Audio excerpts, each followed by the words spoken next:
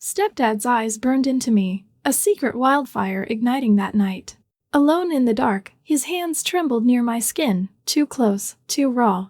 I felt the heat, the pull, the forbidden edge screaming my name. 58 years old, he unraveled, his control shattered by my every move. One touch, one breath, everything exploded into chaos.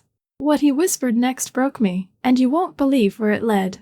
My name is Lina, and I'm 23 years old, living in a quiet little house in Boise, Idaho, with my mom and my stepdad, John. He's 58, a guy who always seemed to have it all together, running his small construction business with this no-nonsense attitude.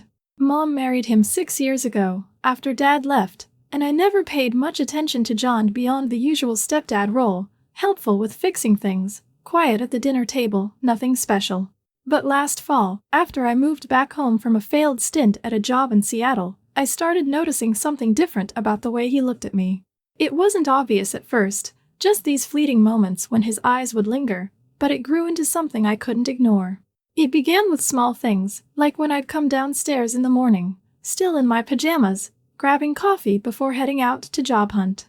John would be there, sitting at the kitchen table with his laptop, and I'd catch him glancing up from the screen, his eyes following me as I moved around the room. He'd always look away fast, pretending to focus on his work, but I noticed it more and more, especially when Mom wasn't home. She works long hours at the local bakery, leaving early and coming back late, so it was often just me and John in the house. I didn't think much of it initially, chalking it up to him being bored or me being paranoid. Then one Saturday in October, things took a turn I couldn't brush off. Mom was at the bakery, covering an extra shift for a coworker, and I was home alone with John. I'd been cleaning out the garage, something I'd promised Mom I'd help with, wearing an old tank top and shorts because it was sweaty work. John had been in his office upstairs, or so I assumed, dealing with invoices for his business. I didn't expect him to come down, but there he was, standing in the garage doorway, holding a bottle of water and watching me sort through boxes. I looked up, wiping sweat off my forehead, and gave him a quick smile, figuring he'd just toss me the water and leave. Instead, he stepped closer, his boots scuffing the concrete floor, and stopped a few feet away. He didn't say anything for a moment, just stood there, his eyes moving over me, my arms, my legs, the way my tank top clung to me from the heat. I felt exposed, not because of what I was wearing, but because of how he was looking at me, like he was seeing something he shouldn't. After a beat, he handed me the water and said, "You're making it tough to concentrate up there," his voice calm but heavy, like he meant more than he was letting on. I took the bottle and mumbled a thanks, trying to laugh it off, saying I'd be done soon and out of his hair. But as he turned to go back inside, I saw this look on his face, something sharp, something unsettled, like he was fighting with himself. That was when it hit me. John wasn't just glancing at me anymore. He was looking at me in a way no stepdad should, and I didn't know what to do with that. To you watching this, I'll lay it out plain. I didn't ask for this, didn't see it coming, but once I caught that look, I knew things were shifting in a way I couldn't undo. That night, I kept thinking about it, how he'd stood there, how his words felt loaded, how his eyes had stayed on me too long. I didn't tell Mom when she got home because it didn't feel solid enough to bring up. What would I even say? That her husband stared at me in the garage? It sounded flimsy, and nothing concrete had happened. But it wasn't nothing. It was the beginning of something I couldn't unsee, and part of me was curious about what might come next. After that day in the garage, things with John didn't go back to normal like I hoped they would. We still lived under the same roof in Boise, Idaho, me, Mom, and him, and on the surface, everything looked the same. Mom would leave for the bakery at dawn, John would head to his office upstairs or out to a job site, and I'd spend my days applying for jobs online or running errands. But underneath, there was this tension growing between us, quiet but steady, like a current I couldn't shut off. I started noticing how he'd find reasons to be around me more, even when it didn't make sense for him to be there. It wasn't anything dramatic at first, just small shifts in his routine that put us in the same space too often.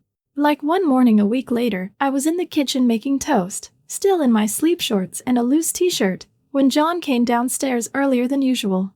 Normally, he'd stay upstairs until Mom left, but that day, he walked in, poured himself coffee, and leaned against the counter, watching me spread butter on my bread. I could feel his eyes on me, steady and unhurried, as I moved around the kitchen. He didn't say much, just asked if I'd slept okay, but his voice had this edge to it, like he was waiting for me to react. I nodded, keeping it short, and told him I was fine, figuring he'd leave once he had his coffee. But he stayed, sipping from his mug, his gaze following me as I grabbed a plate and sat at the table. It wasn't a big deal on its own, just him standing there, but it felt heavier than it should have because of how he looked at me. When I glanced up, our eyes met, and he didn't look away like he used to.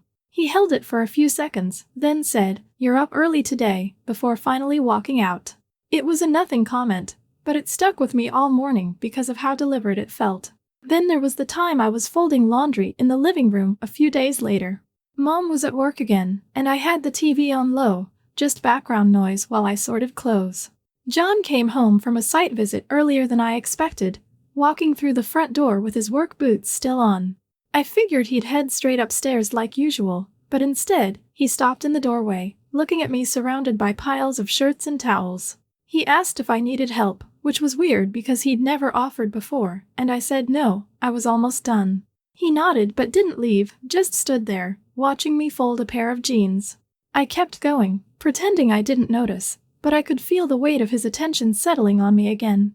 After a minute, he said, "You're good at keeping things in order," and there was this undertone in his voice, like he wasn't just talking about the laundry. I mumbled a thanks and kept my eyes on the clothes, waiting for him to go.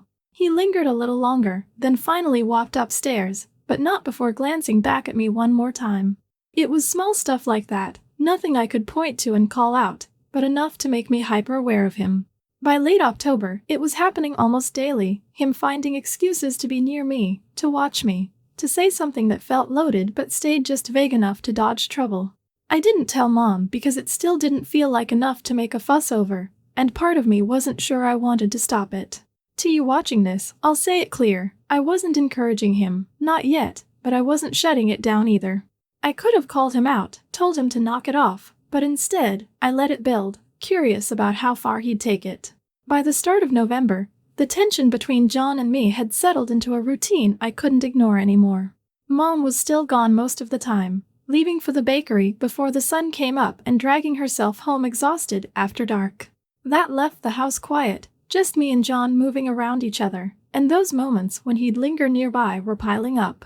I wasn't imagining it anymore, his attention was deliberate, and I was starting to see how much he couldn't hide it.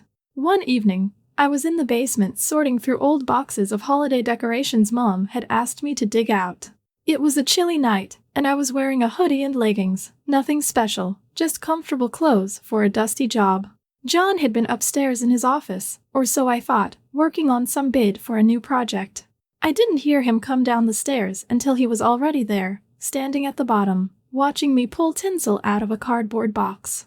I looked up, startled, and asked what he needed, figuring he'd come for something specific. He said he was just checking if I needed a hand, but he didn't move to help, just stood there, his hands in his pockets, his eyes fixed on me as I bent over to grab another box. I told him I was fine, that I'd be done soon, but he stepped closer anyway, close enough that I could smell the faint sawdust on his jacket from work. He didn't say anything for a moment, just watched me stack the decorations, and then he said, "You've got a way of making everything look easy." His voice was low, steady, and it didn't sound like a casual compliment. I straightened up, brushing dust off my hands, and told him it was just busy work, nothing worth noticing. But he didn't let it drop, he took another step, narrowing the space between us, and said, "I notice a lot more than you think." It wasn't vague anymore, it was direct, and it hung there in the air between us. I didn't know what to say, so I just nodded and turned back to the boxes, hoping he'd leave. He didn't, he stayed, watching me finish, and when I carried a box upstairs, he followed, staying a few steps behind. Another time, a few days later, I was in the kitchen late at night, heating up leftovers after a long day of job applications. Mom was asleep, and the house was silent except for the hum of the microwave. John came downstairs in his sweatpants and a t-shirt, saying he couldn't sleep and needed water. I figured he'd grab a glass and go, but he leaned against the counter instead, watching me pull my plate out and sit at the table. He asked how my day went, and I gave him a quick rundown, keeping it simple. He listened, nodding, but his eyes didn't leave me, not once. When I finished eating, I got up to rinse my plate, and he moved closer, reaching past me to refill his glass at the sink. His arm brushed mine, not accidental, and he stayed there, standing too close while I scrubbed the dish. He didn't say anything, just watched me, and I could feel the heat of him next to me, the way he wasn't stepping back. I finished and dried my hands, telling him I was heading to bed, and he said, "Good night, Lina," in this quiet way that felt heavier than it should have. I left the kitchen fast, but I could feel his eyes on me all the way up the stairs. To you watching this, here's the truth. I knew it was crossing a line, but I didn't stop it. I could have told him to back off, could have told Mom he was acting strange, but I didn't. Part of me was testing it, seeing how far he'd push, because every time he got closer, it felt less like a game and more like something real. By mid-November, the space between John and me had shrunk in a way that felt undeniable, even if we never said it out loud. Mom was still caught up in her bakery shifts, leaving the house to us most days, and John's excuses to be near me were getting thinner. I wasn't blind to it anymore, his looks, his lingering, the way he'd find reasons to talk to me, and I wasn't just letting it happen either. I started leaning into it, testing him back, because part of me liked the way it felt when his attention locked onto me. One afternoon, I was in the living room, sprawled on the couch with my laptop, scrolling through job listings while the TV played some old sitcom on mute. John came home from a site visit, his work jacket still on, and instead of heading upstairs like usual, he dropped into the armchair across from me. I glanced up, catching his eyes already on me, and instead of looking away, I held it for a second, then smirked and said, "Rough day out there?" He nodded, rubbing a hand over his jaw, and said, "Nothing I can't handle, but it's better in here." His voice had this weight to it, like he wasn't just talking about the house. I shifted on the couch, stretching my legs out so my sweatshirt rode up a little, showing a strip of skin above my jeans. I didn't plan it, but I saw how his gaze flicked down, then back up to my face, and I didn't cover up. He leaned forward, elbows on his knees, and asked what I was working on. I told him about the latest rejection email I'd gotten, keeping my tone light, and he said, "They don't know what they're missing." It could have been innocent, but the way he said it, slow, deliberate, made it sound like something else. I laughed, tilting my head, and said, "Guess I'll just have to wait for someone to notice." His eyes narrowed slightly, and he said, "Oh, someone's noticing." That kind of back and forth started happening more. Like one morning in the kitchen, when I was pouring cereal and he walked in, still in his flannel pajama pants from the night before. I was in a tank top and shorts, hair messy from sleep, and I caught him staring as I reached for the milk. I turned, leaning against the counter with the carton in my hand, and said, "You're up early for once." He stepped closer, grabbing a mug from the cabinet next to me, and said, "Couldn't stay away from the view." His arm brushed mine as he moved, and I didn't pull back, just raised an eyebrow and said, "Better than the sunrise?" He grinned, small but real, and said, "Way better." Then there was the evening I was fixing a shelf in my room. Nothing big, just tightening some screws Mom had been nagging me about. I was on my knees, screwdriver in hand, when John knocked on the open door and leaned against the frame. He asked if I needed help, and I said I had it, but he came in anyway, crouching next to me to hold the shelf steady. His hands were close to mine, steadying the wood, and I could feel him watching me work. I tightened the last screw, sat back on my heels, and said, "Guess I'm not useless after all." He didn't move, just looked at me and said, "Never thought you were opposite, actually." I wiped my hands on my jeans, meeting his eyes, and said, "Good to know I've got your vote." He stood up slow, offering me a hand, and said, "You've got more than that." It wasn't just words either, his actions were louder. One night, I was in the backyard, raking leaves in the dusk because Mom wanted it done before Thanksgiving. I had my earbuds in, wearing a hoodie and leggings, when John came out with a rake of his own. I pulled one earbud out and said, "Didn't peg you for yard work tonight." He started raking beside me, close enough that our piles mixed, and said, "Figured you could use the company." We worked in silence for a bit, but I'd catch him glancing over, and once, when I bent to scoop leaves into a bag, I looked up to see him staring, rake still in his hand. I straightened, smirking, and said, "You're slacking." He stepped closer, dropping his voice, and said, "Hard to focus with you out here." To you watching this, I'll be real, I knew what I was doing by then. I wasn't just letting him flirt, I was flirting back, pushing the edges, because it felt good to have him look at me like that. I could have stopped it, told him it was enough, but I didn't. Every time he got bolder, I matched it, and it was building to something neither of us could back away from. The line between John and me wasn't just blurred, it was barely there anymore. Mom's schedule kept her out of the house, oblivious as ever, and the space she left behind became ours to fill. The flirting wasn't subtle now. It was a pull we both leaned into, testing each other with every look and word. I didn't know where it was heading, but I wasn't pulling back, and neither was he. One Saturday afternoon, I was in the garage again, tinkering with an old bike I'd found in the back corner, something to keep my hands busy while I figured out my next job move. I was in a cropped sweatshirt and jeans, hair tied up, smudged with grease from the chain. John came out, supposedly to grab a tool from his workbench, but he stopped when he saw me, leaning against the bench with his arms crossed. I looked up, wiping my hands on a rag, and said, "What, you gonna supervise now?" He smirked, stepping closer, and said, "Just making sure you don't break anything, including me." I stood, tossing the rag aside, and leaned against the bike, mirroring his stance. His eyes moved over me, slow and obvious, and I didn't shy away. Instead, I tilted my head and said, "Think I'm the one breaking you?" He shifted, closing the gap just enough that I could feel the shift in the air, and said, "You're doing a damn good job of it." I laughed, light but deliberate, and said, "Guess you'll have to toughen up then." He didn't back off, just held my gaze and said, "Not sure I want to." Later that week, I was in the kitchen, baking cookies for no real reason other than boredom. Flour dusted the counter, and I was in a t-shirt and leggings, sleeves rolled up as I mixed dough. John wandered in, claiming he smelled something good, and parked himself at the table, watching me work. I glanced over my shoulder and said, "You're just gonna sit there and stare?" He leaned back, hands behind his head, and said, "Best seat in the house, why move?" I scooped dough onto a tray, feeling his eyes on me, and said, "You could at least help, you know." He got up, slow, and came over, standing right behind me as he reached for a spoon. His chest was close enough that I could feel the warmth off him, and when he handed me the spoon, his fingers brushed mine longer than they needed to. I didn't pull away, just kept mixing, and said, "You're terrible at this." He stayed there, voice low, and said, "I'm better at watching you." I turned my head slightly, our faces closer than they'd ever been, and said, "Careful, you might get used to it." He didn't flinch, just said, "Too late for that." We stayed like that a beat too long before I turned back to the dough, but the air felt thick, charged. Then there was the night I was in the living room, curled up with a blanket, scrolling on my phone after Mom had gone to bed. John came down in his sweatpants and a faded shirt, saying he couldn't sleep again. He sat on the other end of the couch, closer than he needed to, and asked what I was looking at. I showed him some dumb meme, and he chuckled, shifting so his leg brushed mine under the blanket.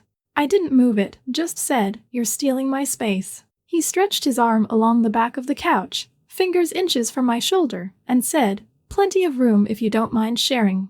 I turned to face him, pulling the blanket tighter, and said, "You're pushing it tonight." His eyes locked on mine, steady, and he said, "You're not stopping me." I held his gaze, letting the silence stretch, then said, "Maybe I'm just seeing how far you'll go." He leaned in a fraction, voice dropping, and said, "Keep testing me, and you'll find out."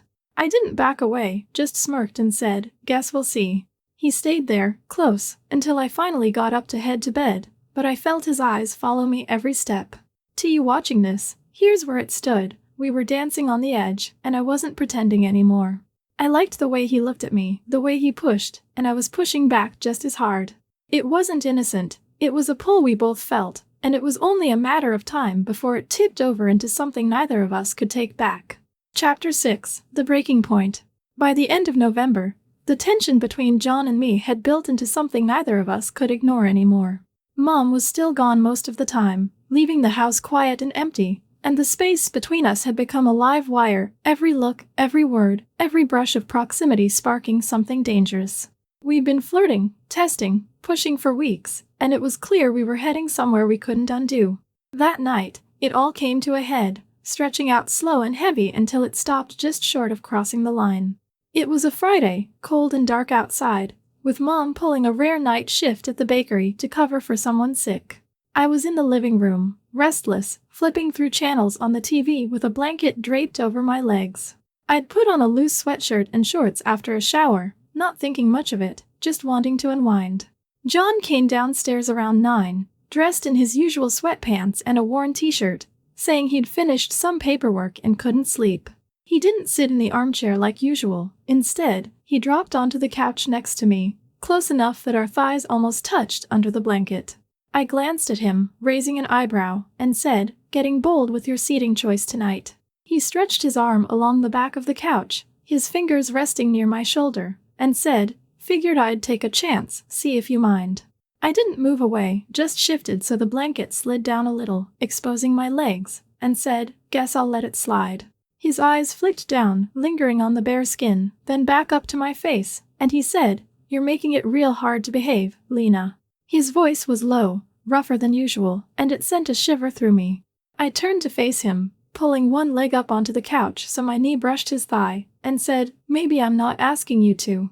He leaned in closer, his arm shifting so his hand hovered near my neck, not touching but close enough I could feel the heat of it. He said, "You've been driving me crazy for weeks. Don't act like you don't know." I tilted my head, letting my hair fall over one shoulder, and said, "Takes two to play that game, John." His jaw tightened, and he moved his hand, letting his fingers graze the edge of my sweatshirt, barely brushing my collarbone.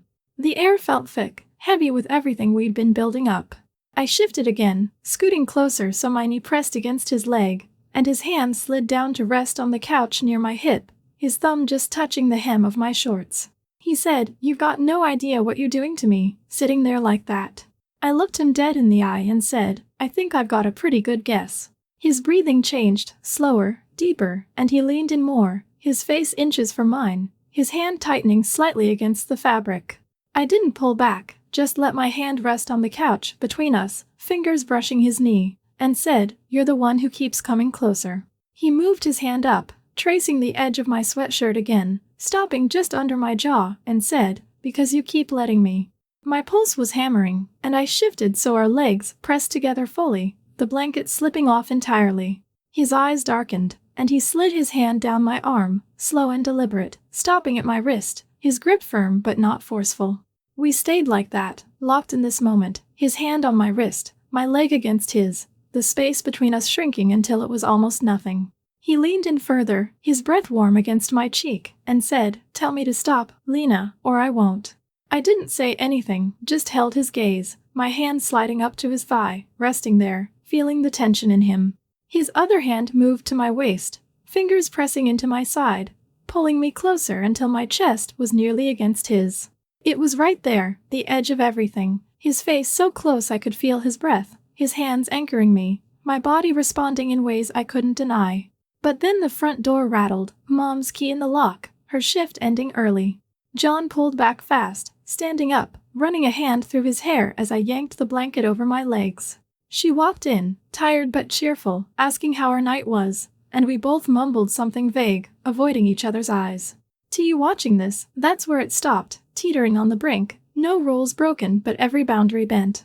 We didn't cross that final line, but we've come so close I could still feel it, and I knew John could too.